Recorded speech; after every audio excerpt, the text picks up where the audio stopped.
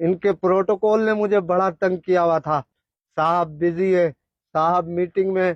آج صاحب بالکل اکیلے ہیں اور کوئی پروٹوکول نہیں ہے. یہ کیا ہو گیا آپ کو؟ آپ تو جج تھے, آپ کا دبدبا تھا, جیسے چاہتے تھے قلم چلا دیتے تھے. ہیں آپ ایسے ہو گئے؟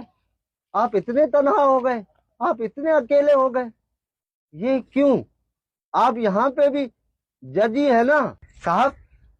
صاحب یاد ہے میں وہی ہوں جس کی بائک چوری ہو گئی تھی. میں آیا تھا آپ کے آفس کے باہر 6 گھنٹے کھڑا تھا, مگر آپ کے پروٹوکول والے تو مجھے اندر آنے ہی نہیں دے رہے تھے. وہ کہہ رہے تھے صاحب بزی ہے. تو آپ یہاں پہ بھی ڈی ایس پی ہے کیا؟ اب آپ ڈی ایس پی نہیں ہے؟ اب آپ کے گارڈ مجھے روکیں گے تو نہیں؟ کوئی مجھے دھکے دے کے باہر تو نہیں نکالے گا؟ ہیں میری بے عزتی تو نہیں ہوگی یہاں پہ؟ آپ تو وہی صاحب ہے نا جس کا لاہور میں الگ بنگلہ تھا, کراچی میں الگ, اسلام آباد میں الگ, اور آپ کی فیملی یو کے میں رہتی تھی. مگر آج کل آپ اتنی چھوٹی جگہ میں رہ رہے, تو لوگ کیا کہیں گے؟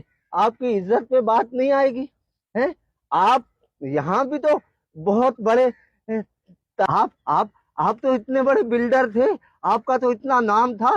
آپ تو ساری چیزیں بنا بنا کے لوگوں کو بیچتے تھے, اور اس کے بعد اس کی ڈبل فائل نکل آتی تھی.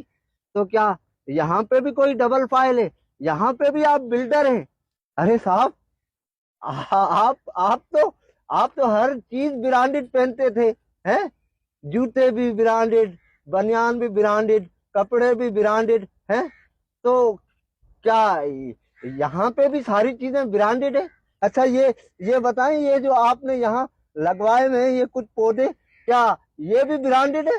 ارے یہاں تو مجھے نہ ڈی ایس پی مل رہا ہے, نہ مجھے جج مل رہا ہے, نہ مجھے برانڈڈ والے مل رہے ہیں, نہ مجھے بلڈر مل رہے. ارے یہ حاجی صاحب, حاجی صاحب, حاجی صاحب کچھ بولیں تو صحیح. حاجی صاحب آپ تو بہت بڑے تاجر تھے. آپ چیزیں اسٹاک کر کے رکھتے تھے اور اس کے بعد اس کو ڈبل ریٹوں پہ بیچتے تھے.